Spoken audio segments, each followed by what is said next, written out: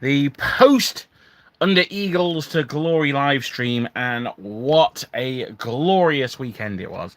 I thought what we'd do today is we'd have a bit of a post-mortem, and then we would look at some goodies that were both available on the day and were available to me on the day after, because I took the opportunity while I was there to head to Warsaw Games. Now, I can see that I've got no one viewing at the moment. That concerns me a little, that this is not on the right setting. Let's have a look. Unfortunately, I'm up here in the attic at General Dad's, and my computer, which normally is what I check things on, is not got a very good internet connection up here. So let's see. We've been going a minute now, no views, which is, it's possible. Oh no, we've got a like, so that's good. There's someone out there. Hello, random liker person out there. Could you survive as a soldier in Napoleon's army? Well, maybe. Depends. Good evening, Miller. Hello, Mittens. Test. Yes, fantastic. There are people. Bruce Springsteen always used to shout at his concerts, "Is there anybody alive out there?" Maybe I should start off by doing my live streams with that. Well, hello and welcome. Welcome all. So, we got 11 viewers now. We're definitely cooking with gas. Now, you'll have to excuse me 1 second. I just need to quickly finish doing something I should have done before we went live. And part of that is getting my coffee. So, bear with me.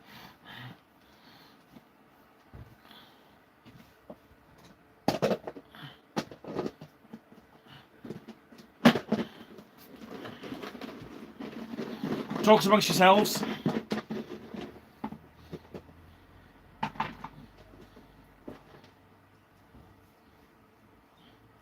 It is incredibly hot up here today. It's 26 degrees, which for me is too much.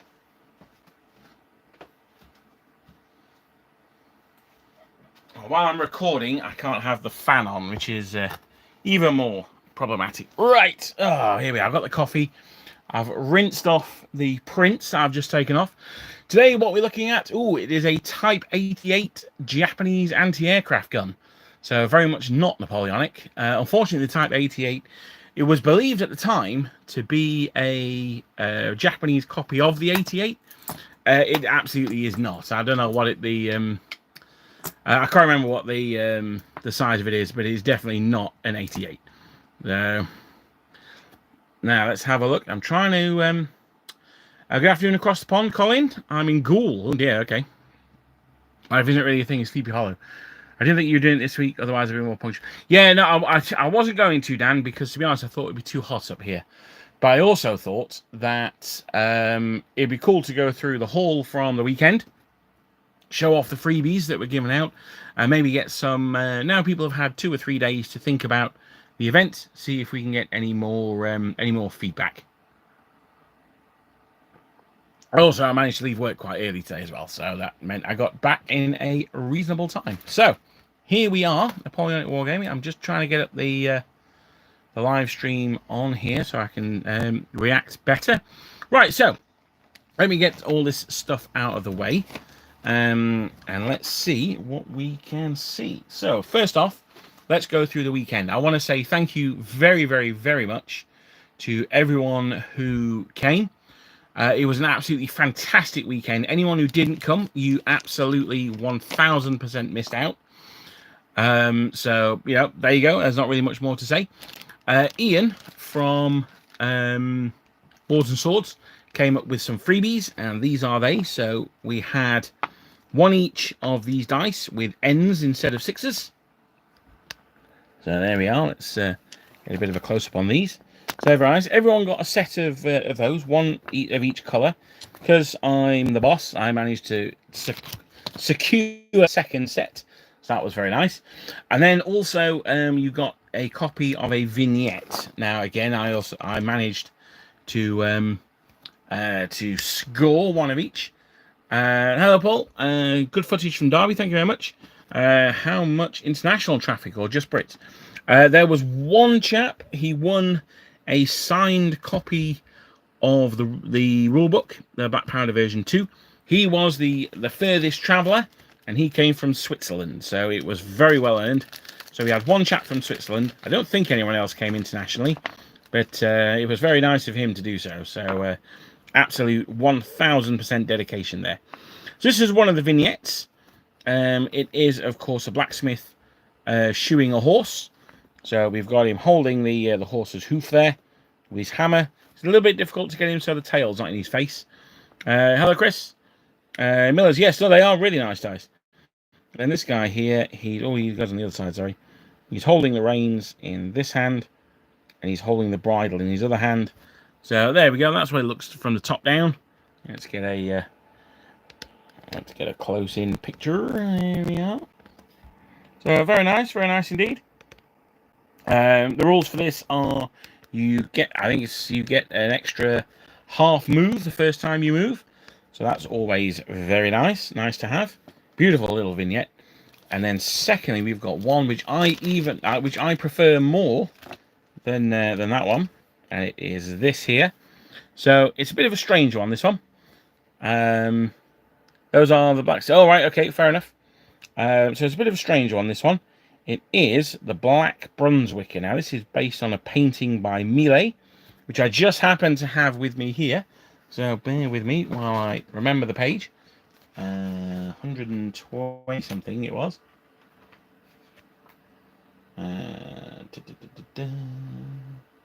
As always, professionalism never starts on this channel. Maybe it's not 120 something. I'm sure it was. Hang on.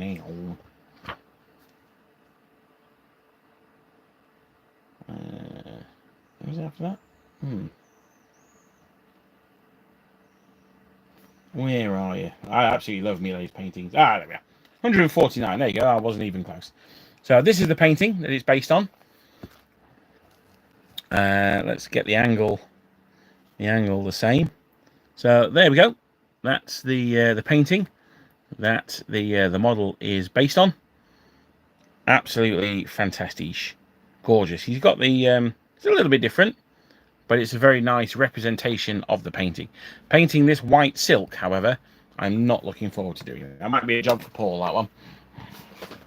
So, hello, James. Hello. Dom, boots on the table is a southerner. Isn't that foreign? Well, yeah, exactly. It's close. But then I'd have to say that General Dan's a foreigner as well. So yes, no, absolutely fantastic stuff. Really, really nice. And these were freebies from Ian at Boards and Swords.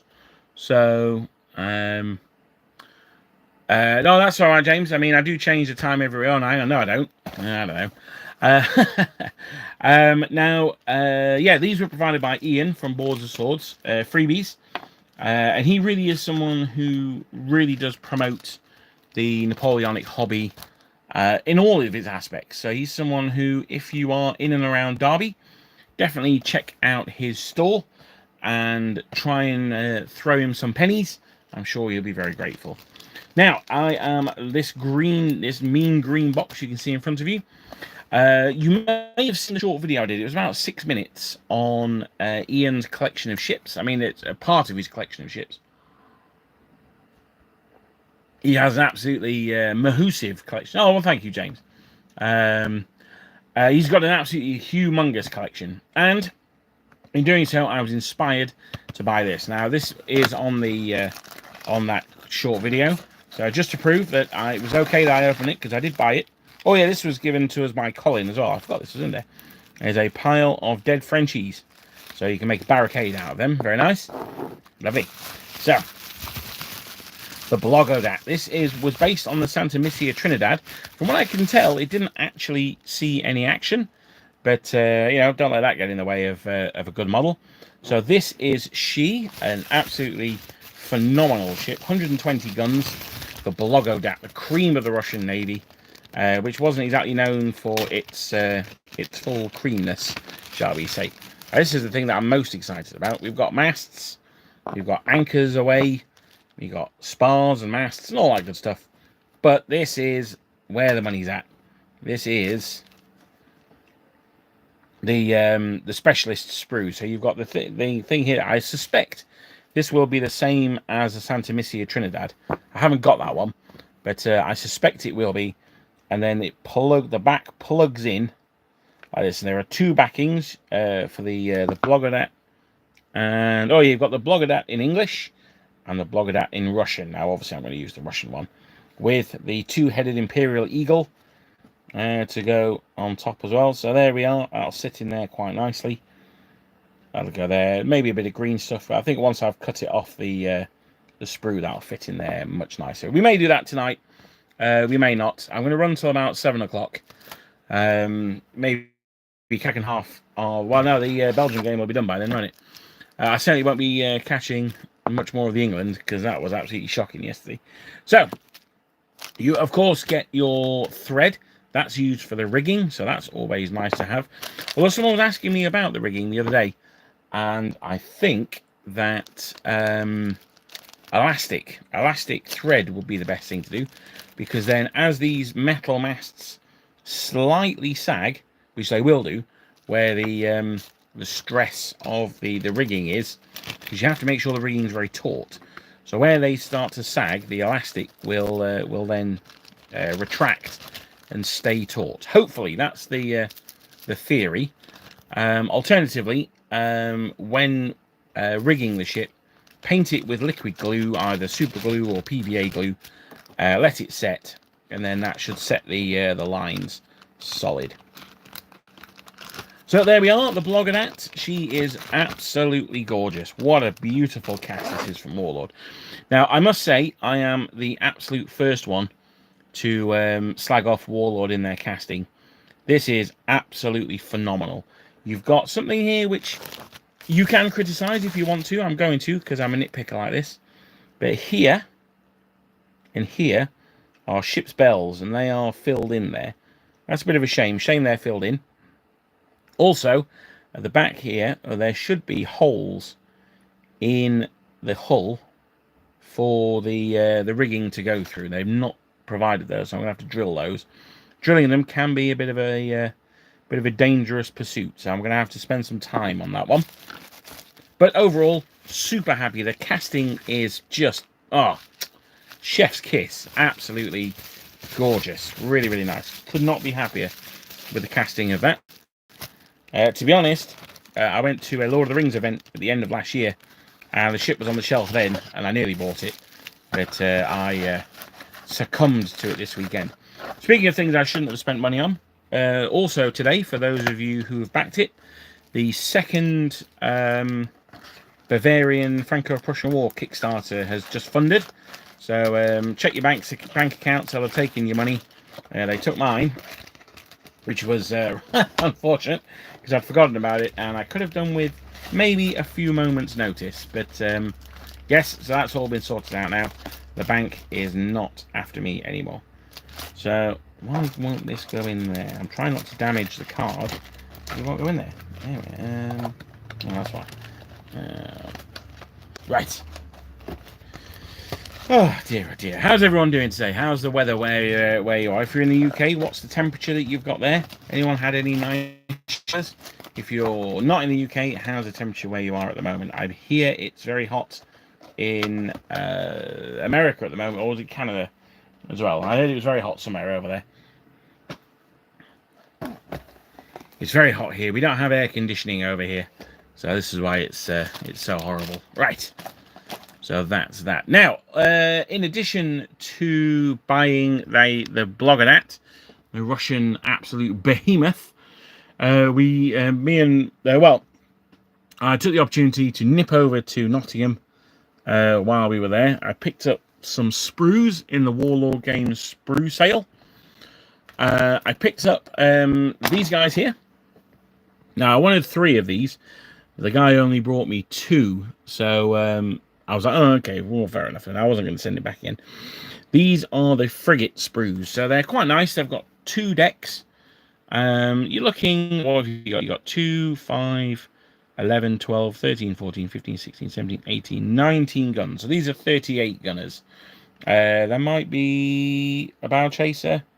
I don't think there is, though. So 38 to 42 guns. 38 is quite a lot for a frigate, actually. Well, you got the deck guns as well, of course. So 38, 40, 52 guns. That's a hell of a lot for a frigate. But so these are heavy frigates, we'll call them. Useful for the Americans and also useful for the Russians. They can upgun their frigates. That's absolutely no problem at all. As the old meme goes, mucho cannon, mucho boom boom. So there you go. You also get these really nice carved, what's the word, bowsprits at the front as well. So you can plug those in. You've got 3 different designs. So they're not bowsprits, are they? Figureheads. So you've got 3 different designs. Really, really nice. Good stuff.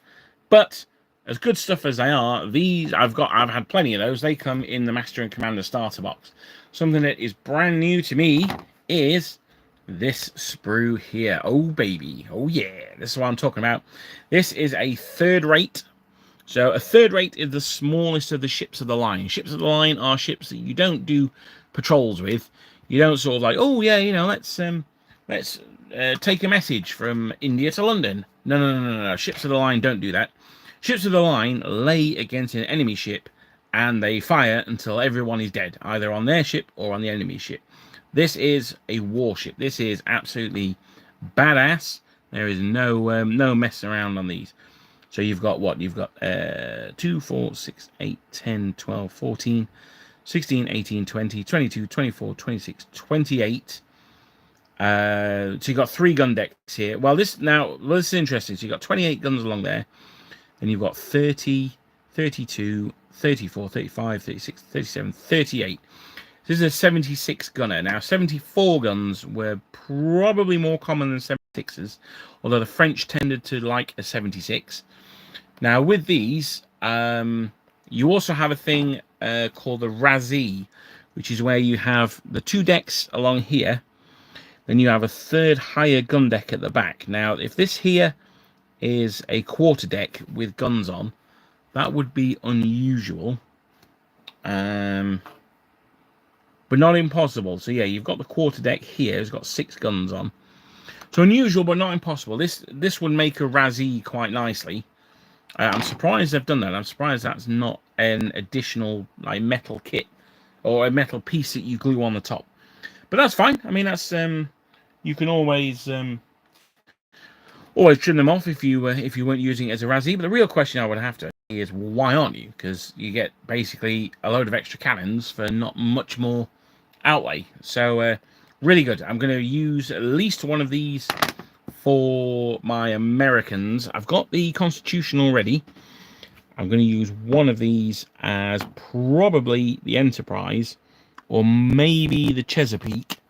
And then I've got 3 of these all together. So I've got have I got 3? No, I got 4 of these. I thought I did. I actually said when I saw them, I actually asked him to go back into the warehouse and get another one. These are absolutely stunning models. I will. Regular viewers of this channel will know I am hypercritical of Warlord games. Perhaps, maybe even sometimes a little too critical. If I'm going to do that, then when they do something successfully, I also have to give them the credit for it. Now, some of these cannons have snapped off these barrels, which is a bit of a shame. That's probably more me than anything else, or it could just be that the cannons are fired and they're back inside being reloaded. So it's not necessarily the end of the world. But if I am someone who criticizes Warlord, and I am, when they do something well, then I should be man enough to give them the props for it. These plastic ships are absolutely incredible. The detail on them is gorgeous. The only ships I've ever seen more detailed than these were the early 3D printed dystopian warships. Now, they are something else. They are, yes, they have a special place in my heart. But these, absolutely gorgeous. You've got the ladders up the side of the ship there. They take paint beautifully. You've got the raised area in the middle, and this helps you make your Nelson checker. So they weren't actually checkers, it was actually an ochre. But the black, where the gun ports were, made it look like the inside of the gun ports would probably be red. But you can paint them black if you want to. You've got 3 different sterns here. So this is where the captain's cabin is. You've got 1, 2, 3, all different. Really nice. Not as detailed as the Henry Turner ones, but they are resin prints. So what do you expect? The fact that you get them, you get your 3 masts. These are all plastic, so these won't sag when rigged. I can tell you that from experience. You also get 4 different figureheads as well, so that's nice. I've got 4 different ships, so that's going to work out really nicely for me. And you've got, oh, this might be the bit for this. It looks like a separate forecastle, perhaps at the front here. So that might be where you do your Razzie, or perhaps this bit here. I'll have to check online. As I say, I bought these in the sprue sale, so I didn't get any instructions with them. That's all right. I mean, you know, you pay your money, you get your choice. I'm going to have a quick look. I also bought 6 sprues of French infantry. Now, this is something I am going to complain about Warlord games. You've got your sprue sale on, and that's absolutely fantastic. I am not upset you've got your sprue sale on at all. In fact, I'm very grateful. Thank you very much. However, one thing that I will say is you've made all your sprues the same price. Now, the French late war infantry, I get 6 infantrymen on that sprue. I get 4 centre company fusiliers. I get 2 flank companies, so effectively 1 grenadier and 1 leger. I buy 5 of those. I've got myself a battalion with the correct number of elite company guys. Job's a good one. You're knocking them out. I want to say £2.75 sprue. So that's just under 50p a model. Absolutely fantastic value. Can't knock it. The Russians, you're selling the sprue for £2.75 as well. You get 4 figures on there. So that price goes up to like 60p a figure. Now, don't get me wrong. £2.75 for 4 French infantry is an absolute super bargain. Again, I really like the Warlord Russians. They are my Russians of choice. Their heads are humongous, but you know what? I don't care. I really like their ginormous heads. But it's just a question of think about, when you're putting these deals together, some are better deals than others. Now, the good thing about that is that if you are a Russian collector, I can't imagine that they're out of stock, because compared to the French, they don't look like such a good deal. So, also, the epic Waterloo sprues are in the sale as well. So if you're interested in that, make sure you pick those up. Even if you're not interested in that, pick a sprue anyway, give it a go, try something different. Even if it's just a battalion of British or French or Prussians, then at least you can, if someone wants to put on a game, you can rock up with your 1 painted battalion and, swap out one of theirs for it, and you are good to go. Right, so let me go back up to the comments. I've been ignoring these, haven't I? Let's have a look. Bub Creature, I was thinking of some 20mm Napoleonic stuff purely for painting. What do you think is the most detail-oriented Napoleonic army? 1806 Prussians. There you go. Without even a shadow of a doubt, 1806 Prussians. You could go for your. You could do them for the rest of forever. Andreas is melting, and they're promising hotter tomorrow. Oh, blimey! I think it's going to be cooler here. Hopefully, on the banks of the Ouse. Major Clanger, thanks so much. Much thanks for your boards and swords point weekend. Thank you for coming, Major Clanger. It was, as I said at the time, it would have just been me on my own, and that would have been a bit shit, wouldn't it? So thank you for coming. As a standing line of battle, absolutely. Yep. Richie Hall, how do I find Black Seas? I really enjoy it. Is it the most stringent Napoleonic naval simulator of all time? No, it is not. But it doesn't claim to be. It's a good game. It's good fun. One of the problems I have with naval gaming in general is that it can just be lying alongside the enemy and just rolling dice until one ship sinks.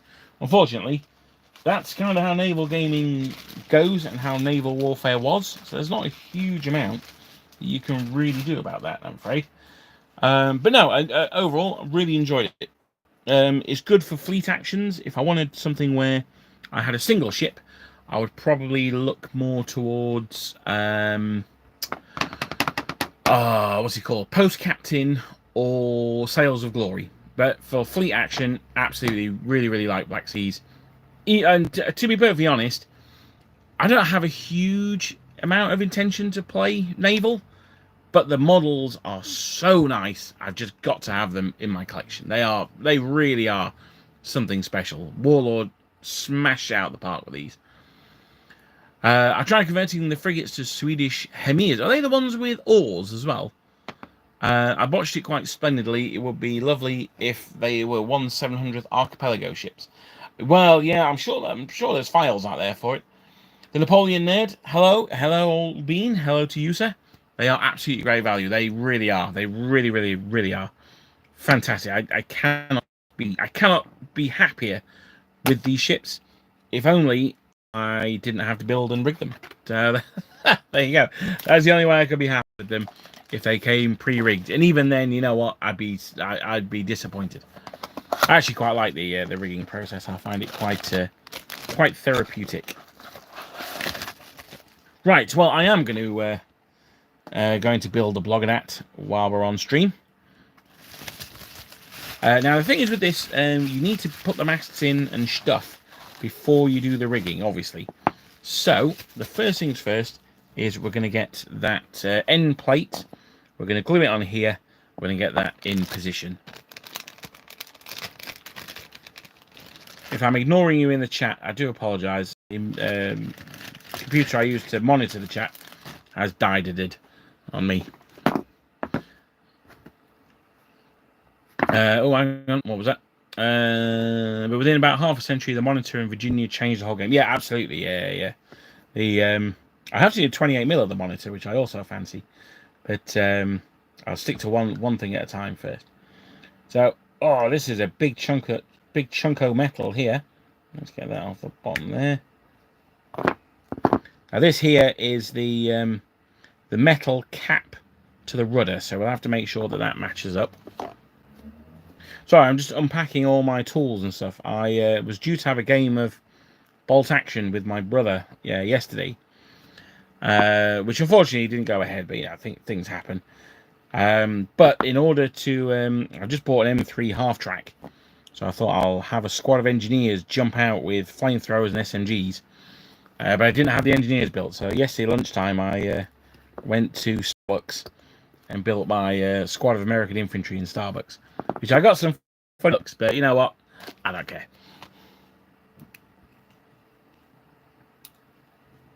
Now the key with anything like this is to dry fit it first. So the thing is with the rudder cap here, if that's not square, it's going to push the bottom of this out, and that's what's happened. So that needs bending back a little, not too much. Although I think I've done it too much there, but that's okay. I can bend it back into place afterwards. So you see there's now a gap there, but that's okay. Let me trim this off. There we are. So let's get some gluey glue. Now in hot weather, be careful with super glue and plastic glue, because it does get a lot thinner. So it does have a tendency to run everywhere if you're not careful.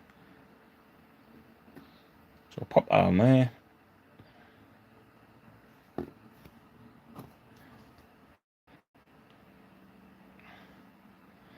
I'm going to push this this back in place. There we are. Just like that. Now there's a little bit of a gap there. That's okay. Ooh, that's okay. I can fill that with green stuff. I'd rather there was a gap that we could then fill than it was too snug. So that's fine. I've got no issues with that. I was just thinking as well, actually, I could probably print a Santa Misia Trinidad, a sinking one at the very least, and then I can have that on the back as it's sort of going under the waves. Well, the Blogodat didn't sink. It was actually broken up. It had a very short life. It was only in service for about 30 years, which for a ship of this size and presumably cost was not very long at all, although I imagine it was very expensive to run, so that's probably why it got scrapped relatively early. And as the Russians went on to dominate the Black Sea in the mid-19th century with their explosive shells against the Ottomans, They didn't really need it so much, to be honest. So there we are. Let's have a look at the blog. What have I done with the box? What have I done with the box? Come on, box. It's too hot for craziness like this. Did I put it down there? No. Okay. Well.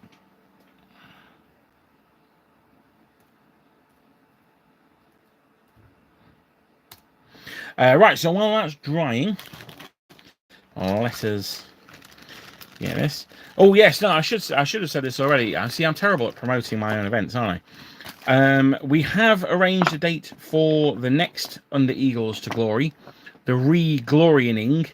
That is a working title. That may change. And the date is set, though. This will not be changing. The date is the 1st and 2nd of March, 2025. So it's next March, 2025. The reason for that is I wanted to leave it a good 6 months from now. I thought that December, which is 6 months from now, people have rather important things to spend their money on than coming to an event, as awesome as the event is. I also thought that people were going to be skint in January, February. I know I always am. So I thought with March, just after payday, it's a time that we can treat ourselves and have a bit of fun. So it's the 1st and 2nd of March. It'll again be at Boards and Swords. I'm working on the rules pack already. It'll be a slightly different format to what we had this time. I think by the end of the day 2, I think a lot of people were very tired. I certainly know I was. So I think we'll try something a little bit different. Maybe a little less brain intensive, but we will see. So I'm gluing the bowsprit on. That's the bit that sticks out the front. It looks like there's 2 ginormous cannons on here. But I don't know if they are or not. They certainly look. They look almost like breech-loading cannons. Breech-loading cannons. So I can't imagine they are.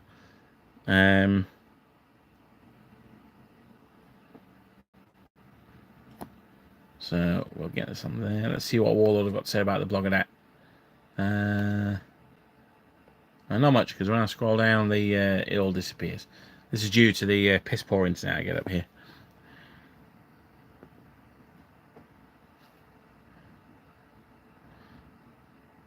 So now you know. Now you know that the date. Tell me what armies we're bringing. We had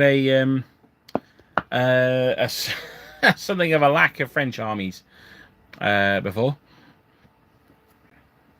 How did Dom's Swedes fare at Derby?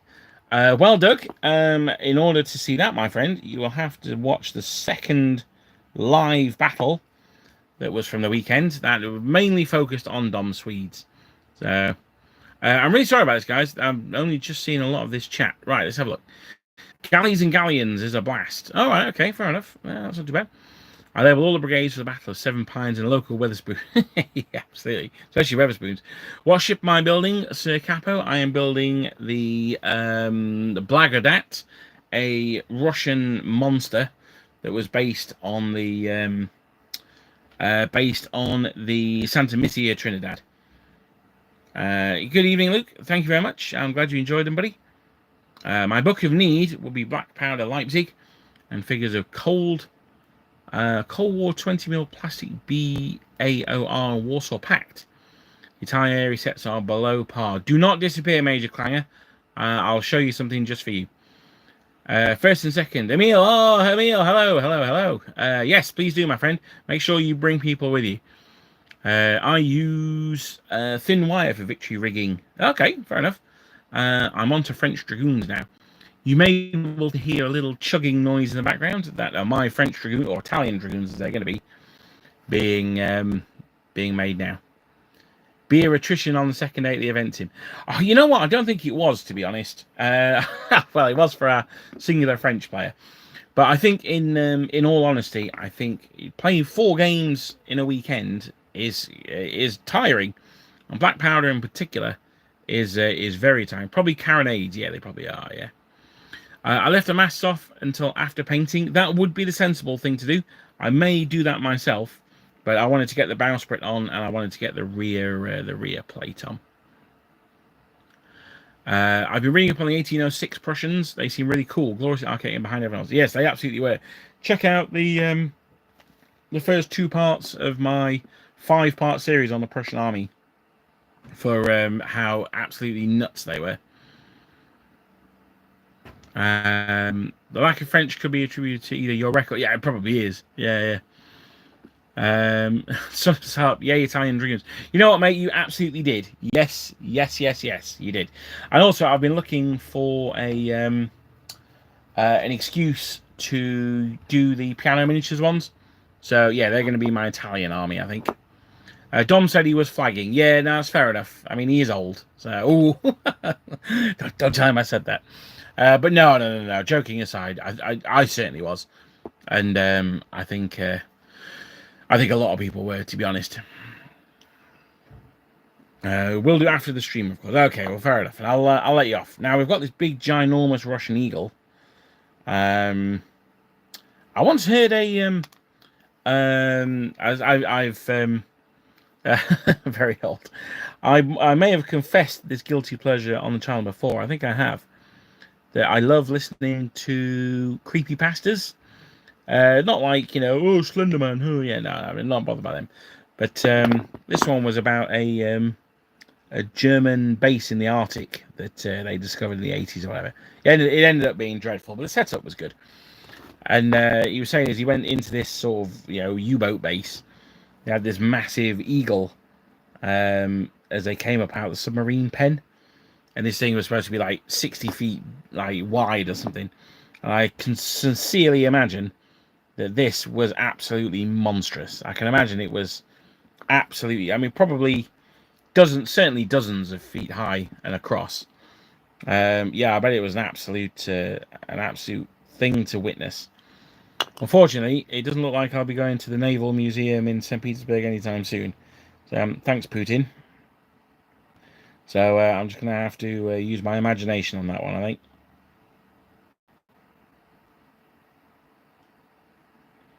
Where are we?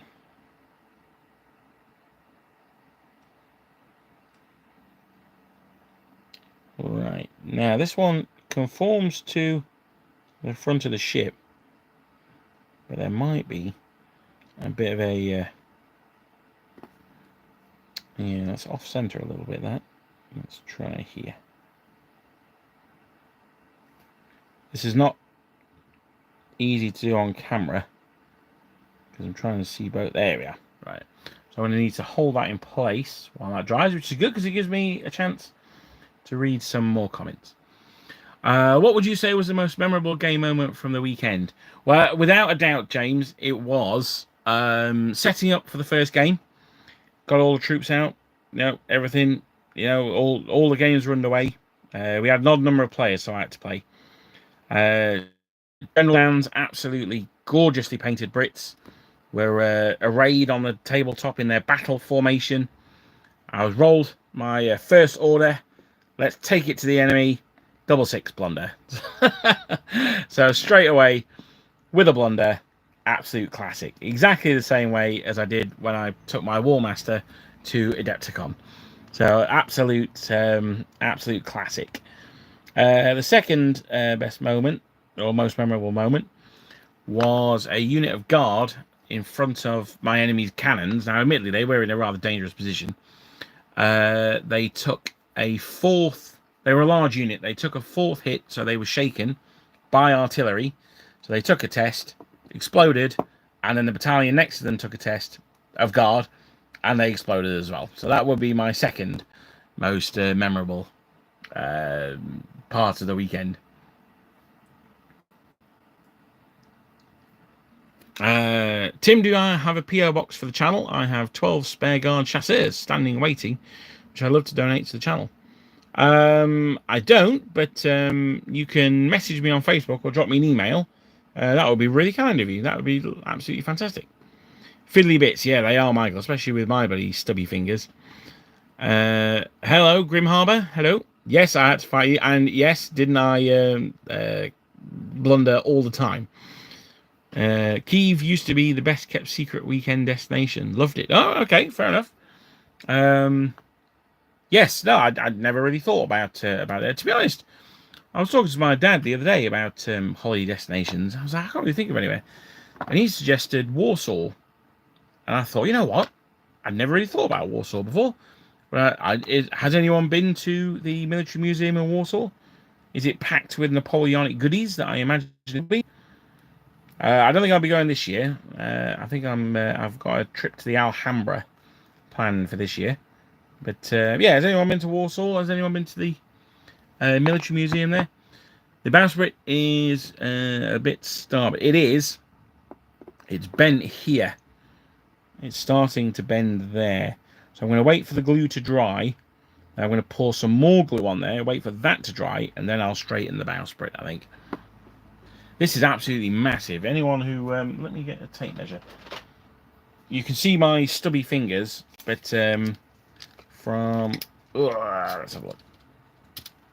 If I lay it down here, you can see that from the end of the bowsprit to the back of the back is 14 centimeters or 5.5 inches. So it's yeah, it's a big old gal. The third raters will be smaller, but probably not a huge amount smaller. They're quite long. So the bowsprit's obviously not as long. But that'll be a good 5 inches, I'd have thought. I love the 1/700th scale. I think it's a fantastic naval scale. I didn't really, I didn't really know much about it coming in. Naval wasn't necessarily my jam, but now again, it's a perfect scale for these ships. Warlord, absolutely not. I cannot praise these enough. I think these ships really are something else. Now these I haven't straightened. These are going to be very, very wibbly wobbly. I'm not going to worry too much about these now. I'm just popping them in there so we can get a look. The back is called a stern. Yes. Yes, it is.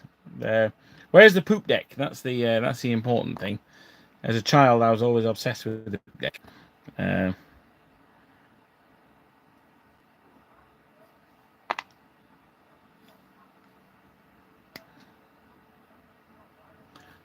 Did the 1806 Prussian Grenadiers carry standards? I don't know. I'll probably. Yeah, I mean, I would certainly imagine so. Oh, there's some incoming fire.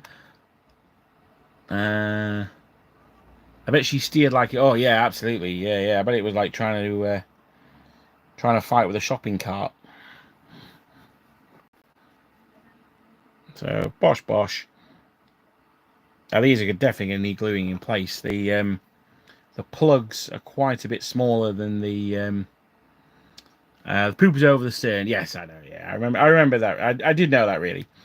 The plugs are quite a bit smaller than the holes that they go in. Giggity. But that's absolutely fine. Here's a secret tip for any 3D printers or wannabe printers out there that I learned. So I printed. I was like, right, my 50mm Japanese, they need some armored support. So I printed a bunch of Horos and like a dozen Chiha. And I was super pleased with them. And then I came to gluing them together, and none of the turrets would fit inside the hull. So a top tip for you is, if there's something with a hole in it that's going to have something plugged into it, then increase the size of that thing by 0.5%. So if I was printing this, I would print the hull at 100. So 100.5%. I would print this. Now you can keep the masts at 100% then, or you can do them at 99.5%. But I don't think you necessarily need to. So I'm going to have to hold the main mast in place, which rather obscures the glory of the ship. But see if I can turn them. No, I was hoping to be able to turn them to keep me in place a little bit. I don't think I'm going to be able to. But yeah, no, she's going to look absolutely gorgeous. Let me just hold that here. I've not painted a ship as big as this. My fleet is American. Now, the Americans didn't have first raters. They had 6 heavy frigates, they were called. That was as big as they got. So, yeah, I'm looking forward to painting this up. I was going to get the Victory in the sale as well, but they'd sold out by the time I got there. So there you go. That is the Blagodette. That will be getting painted and rigged. She's got an interesting colour. It's black and white, similar to the sorry, it's black and ochre. So it's similar to the Nelson Checker, but the ochre is more of a almost like a sand, like a desert colour almost. Well, it certainly will be when I print it, when I paint it, just to make it slightly different from the British. You got the anchors there. This is what these are. These are where the anchors sit on spinnakers, are they? My naval knowledge isn't that good. I think there might be. Are these spinnakers, or are they the? No, the capstan's the thing you turn around, isn't it? So there you go. We need more seamen on the poop deck. you see, this is where all the jokes come in. Absolutely, that's going to be covered in seamen, and the rear admiral is going to have all that he can stand. So, I'm thinking of doing Louis XIV's army. Know if anyone's interested in the period. I do know not. In a word. Now, Louis XIV, I actually did my A-levels on Louis XIV. So this is going back some time. I used to know quite a bit on him. It would depend on which of his wars you're interested in doing. If you're interested in doing his early ones, like the Dutch War, then it was at 1683, I think. Then you'd want sort of dudes in round hat, like musketeers, basically. If you want to do his later war, say the War of the Spanish Succession, which was like his last war, then you would want to do Marlburian types, so dudes with tricorns on and all that good stuff. Now, Spinnaker is a big sailor. Cat heads, there you go. Spinnaker is a big sailor. All right, okay, well, there you go then. So yeah, I'm much more comfortable talking about Louis XIV's land campaigns. Yeah, so you'd be looking at doing Marlborough and the War of the Spanish Succession. If you are interested in doing that, if you're genuinely, seriously interested in doing that, then I would jump on that now. Well, I was talking about the value of the sprues earlier on and saying that it's a bit crazy how the sprues are all the same price, despite them having a different number of figures on. There is a sprue of Marlburian infantry, which would work quite easily for the French as well. And they are currently £3 something. I want to say £3.20, but I could be wrong. It's certainly just over £3, and you get 10 models on there. So you're paying like 32 pence a model. Now the great thing about the Lace Wars period and sort of the pre-7 Years' War period is battalions, regiments, and you wouldn't really have battalions and regiments, are very small. I'd probably do units of 16 figures. So you can get 3 sprues, so 30 figures for under a tenner in the sale at the moment. I think you would be mad not to go for that. I am very tempted myself. I've bought the files for the Great Northern War Russians, but even then, I'm still thinking, you know what? I might get half a dozen sprues. That's 60 models. By the time I've added command, then that is a good amount. I mean, 60 models, if you've got... By the time you've added command, you can easily get up to 80 models. And then you're looking at 5 battalions, or 5 regiments, if you're doing 16-man regiments. That's before you've even got things like grenadiers in place and things like that. So I definitely think if you're interested in late Louis XIV, if you're interested in the War of Spanish Succession, now's the time.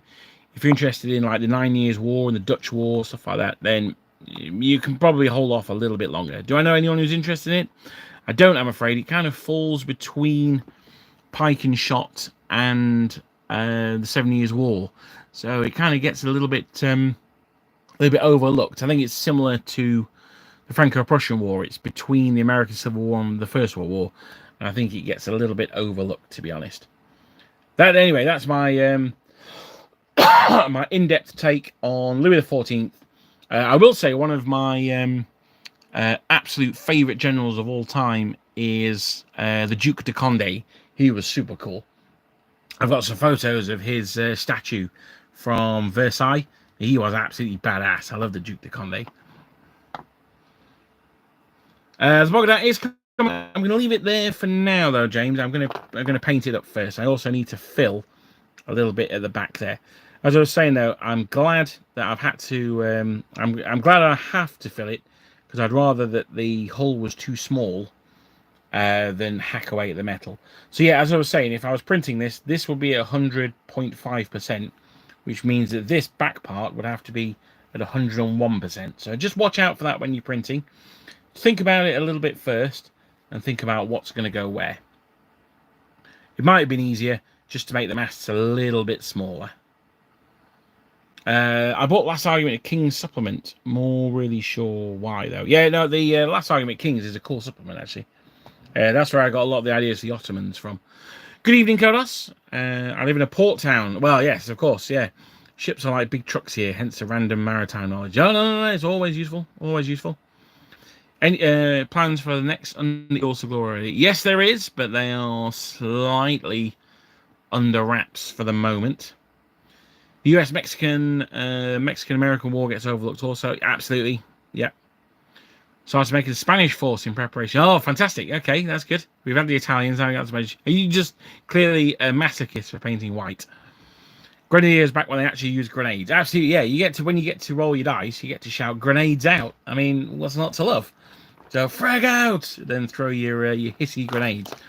If you've never seen it and you're interested in that period of warfare, the series got absolutely dreadful towards the end. But Black Seas had like a naval landing. It's basically like Saving Private Ryan, but 15 edition. It was not good, but it was good fun. So I would recommend watching that, even if you just watch the landing where they bring up like the mortar and the grenades and stuff. Yeah, that was excellent fun. Don't diss the white Austrians. No, I didn't. There were so many of them at the weekend. Bloody hell. It's a good job the Austrians came, otherwise it would have just been me, myself, and I. So I'm going to pop those back in the bag for now, because we're getting into the last 5 minutes. I want to... Oh, hang on, I've just got the sprue up. So Malburian Infantry is currently £3.38, and it comes with 10 bodies on there, with a variety of headgear. It is still there. It is still for sale. So if you're interested in the Sun King, now's the time. Yeah. So make sure you get those if that's something that you're interested in. Sir Samuel Ford Whittingham. Okay, I shall have to check him out. Yeah, I'll have to look him up. Right. Let me. I'm just gonna hold this in place, because I don't want it to unglue. I don't want it to bend too far down the bowsprit. There we go. Let's get... When in doubt, use more glue.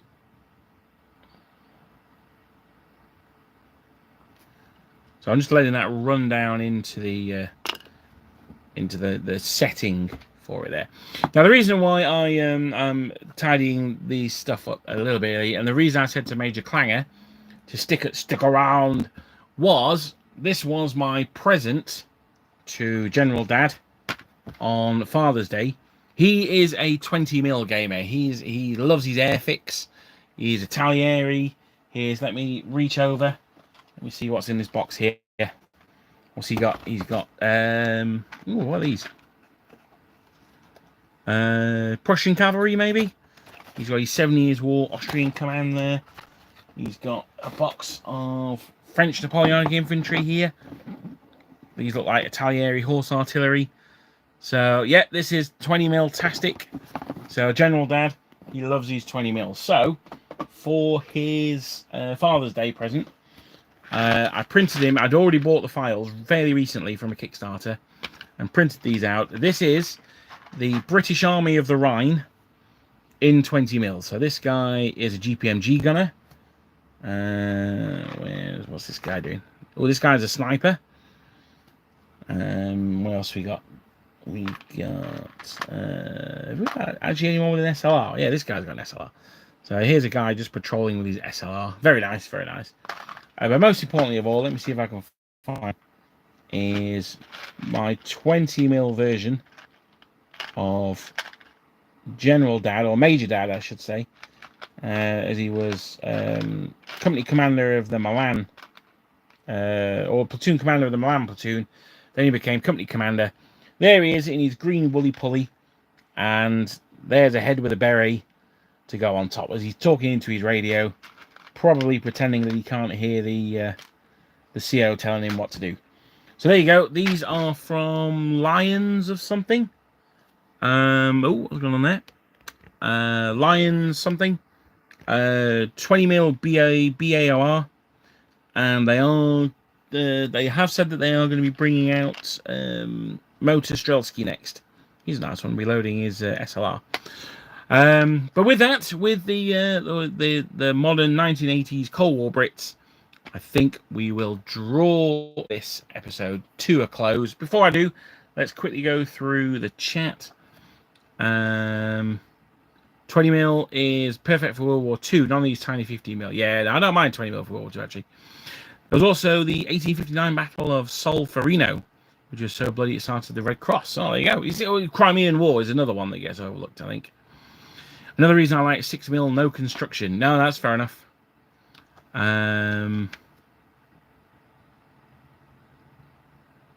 Major Clanger, I need a 3D printer for a shed load of Cold War 20mm. Well, similarly, hit me up, bro. We can always talk.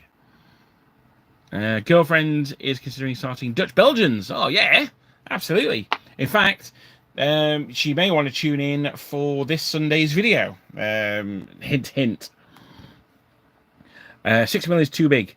Dave Benton is all about 1/1800th. Well, I mean, yeah, that is too small. Now, one of the things with this 1/700 scale is there is a company in Japan that do crew. So one day, I shall actually crew my ships. That would be the ultimate. Yeah, I would check out those Malburian sprues on the Warlord Games website. They're really nice. I mean, at the end of the day, say you get 10. You've got 100 models there. You spent £33. Now, £33 is a lot of money to people. Don't get me wrong. I'm not saying it's nothing, but you've got 100 models. Then you need never buy an infantryman for the that period ever again. In fact, you may even get 11 on a sprue because it looks like you get some 2 sets of legs and a rando body. I'm not really sure what's going on with that. Is that an officer? Maybe. I think you get an officer as well. So you get potentially 11 figures per sprue. Hang on, I'm looking at it backwards. Let me see if I can see the back. Really, there we are. Let's get that zoomed in. Yeah, so it looks like you get an officer on there as well, or a drummer. With other spare torsos, you also get fairy grenadier hats, giggity, as well as your tricores. Oh, and miters as well. So there you go. Perfect. Check those out. They were Wargames Factory. They were by far and away the best models they brought out. Their samurai are dreadful. Their Ashigaru are nice. But 10 troops and an officer / drummer / stand bearer. Oh, there you go then. So you get command included. What would that be then? So 8 sprues, 8 threes are 24. That's a 30 quid. You can get yourself 8 lots of 11, 88. So 5 battalions plus spares. What's not to love? But that is it for today, gentlemen and any ladies who are watching. I don't think there's many. I've just been sort of rambling today. I hadn't really had much to go on yet. Good old Wargames Factory, a victim of being the... You know what, Andreas? Absolutely. 100%. The artillery £4 spree, exactly. You could get a whole army together for under 100 quid. No issues. Yeah. So that's all I can really say on that. But thank you very much for joining me. Hopefully next time the Bloggerat will be ready to smash up some Swedes. Probably not. But we'll see how it goes. Thank you for joining me. All of you who came to Under Eagles to Glory, again, thank you so much. Thank you to Ian. Thank you to Colin for providing the prizes. Thank you to Dom for being such a good sport about me filming his battle. The next one is the 1st and 2nd of March 2025. I look forward to seeing as many as possible of you there. We had 15 at this event. I would like the next one to break the 20 mark. I'd like there to be 22, 24, something like that. But let's see how that goes. Thank you so much for listening. Who won the painting competition? I can't remember the chap's name. He had a very nice Anglo Hanoverian army. I want to say his name was Matt, but that could be wrong. Don't quote me on that one.